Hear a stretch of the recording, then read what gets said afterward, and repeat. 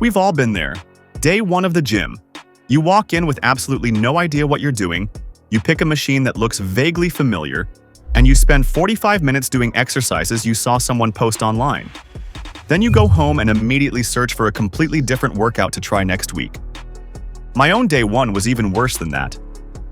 I walked in, picked up some dumbbells, did a few curls, decided this was fine, and walked out after 10 minutes.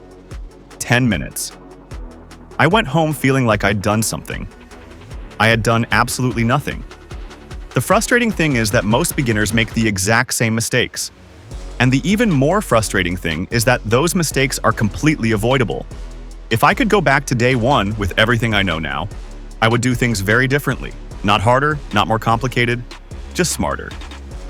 So here are the 5 things I would do differently from day one. And honestly, a few of these apply no matter how long you've been training. Let's talk about the thing that kills most beginners before they even get started, and that's program hopping. You try a workout for 6 days, you don't look like the person in the thumbnail, and you decide it must not be working. So you find a new program. Same thing happens. Repeat until you've been going to the gym for 3 months and made basically no progress despite working hard the entire time. Here's the thing about muscle growth. It is slow, annoyingly slow. Your body needs time to actually adapt to a training stimulus, and that adaptation does not happen in a week. It doesn't even happen in 2 weeks. Most research suggests it takes a minimum of 4 to 6 weeks of consistent training before your body starts making meaningful structural changes. If you're swapping programs every 7 days, you're essentially pressing reset every time progress was about to begin. Picking a basic program and sticking to it for 3 months is not boring. It is the fastest route to results. The program doesn't need to be perfect. It just needs to be consistent. Stop chasing the best workout you've never tried and start finishing the one you already have. Walk into any gym and you will see people doing exercises that look incredible. Step-up Bulgarian split squat with a resistance band and a kettlebell while standing on a Bosu ball. Genuinely impressive. Also, almost completely pointless if you've been training for less than 2 years. It was only when I stopped feeling intimidated by the gym and actually decided I wanted to make some real progress that things started to shift.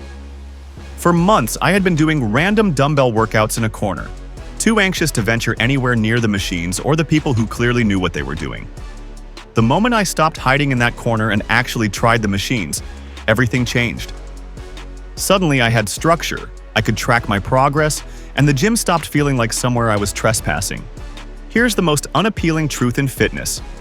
Getting stronger at a small number of basic movements is the most reliable way to build size. Squat, hinge, push, pull, carry. That's it. If your squat goes up, your legs grow. If your row goes up, your back grows. Progressive overload, which is the practice of gradually lifting more weight or doing more reps over time, is the engine behind every meaningful physique transformation ever, not exercise variety. When I was starting out, I wasted months trying every exercise variation I could find instead of just getting better at the basics.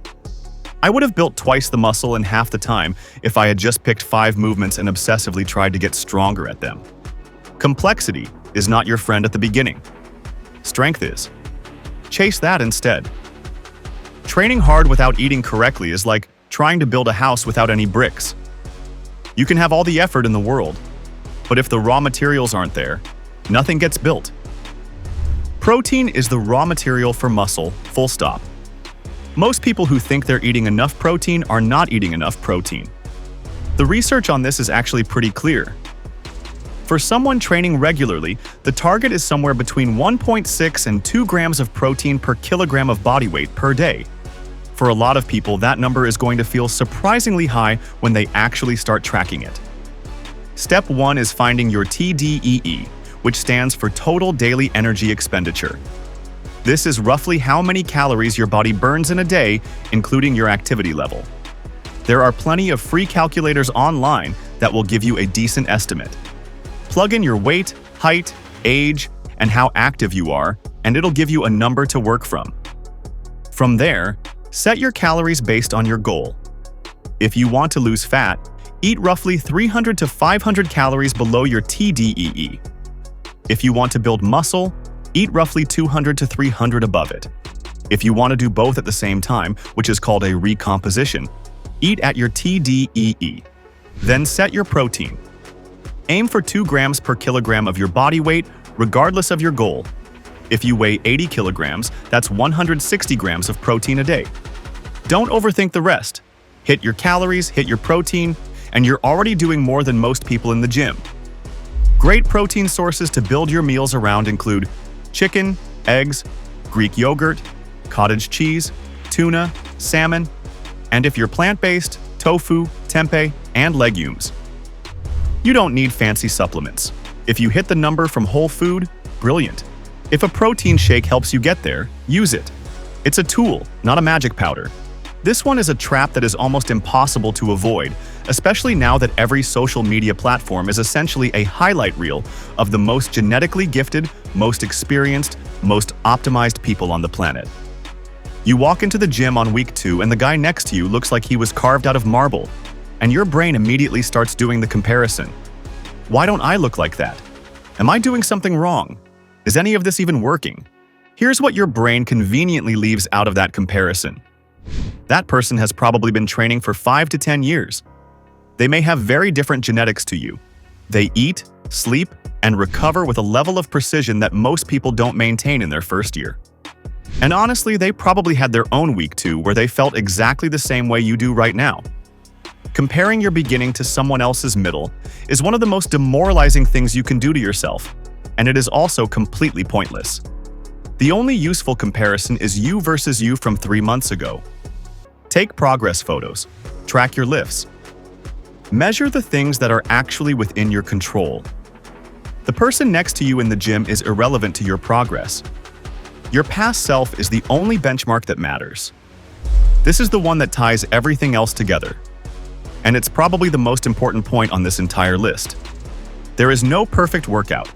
There is no perfect program, perfect split, or perfect set of exercises that unlocks results faster than everything else. What there is consistency. Showing up 3 or 4 times a week for 6 months will produce more results than any perfectly optimized training plan that you follow for 3 weeks and then abandon. Average workouts done consistently will always beat perfect workouts done occasionally. Always. This is not motivational fluff. It's just how physiology works. Muscle adapts to repeated stimulus over time. The body does not care that your Tuesday session was a bit flat, that you only had 40 minutes instead of an hour, or that you had to use the lighter dumbbells because the rack was full. What it cares about is whether the stimulus shows up regularly enough to warrant adaptation. Some sessions will be great. Some will feel like you're moving through cement. Go anyway. The discipline of turning up on the bad days is exactly what separates people who change their bodies from people who perpetually restart their fitness journey in January. Pick something and stick to it. Eat your protein. Get a little bit stronger each month. Stop worrying about everyone else and just keep going. If I had known these 5 things on day 1, I genuinely believe I would have seen results in half the time. Not because I would have trained harder, but because I would have stopped getting in my own way. Stop switching programs. Get stronger at the basics. Eat your protein and actually calculate it. Stop measuring yourself against people who have a decade on you. And just keep showing up, even when the session is average. That's really all it takes. It's not complicated. It's just consistent. If I could start again, I would stop chasing shortcuts and trust consistency sooner. You're probably closer than you think, so keep going.